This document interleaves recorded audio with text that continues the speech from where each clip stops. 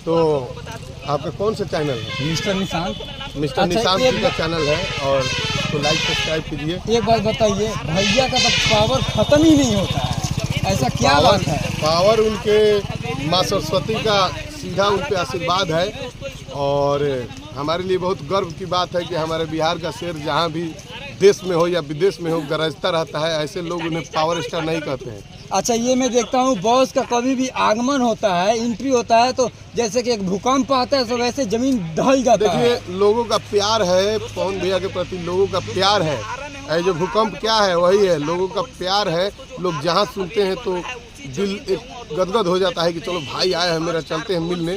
But हो सकता है इससे भी बढ़िया कहीं मुलाकात हो, नहीं मिल पाए कोई बात नहीं। आप भी निशांत जी नहीं मिल पाए कोई बात नहीं। जी। लेकिन कैमरामैन जी थोड़ा सा और इधर चलते हैं। मीडिया लोग भी आए हुए थे जो कि नहीं मिल पाए, जो कि लगातार अभी इस जगह को दिखा रहे हैं, फोकस कर रहे हैं।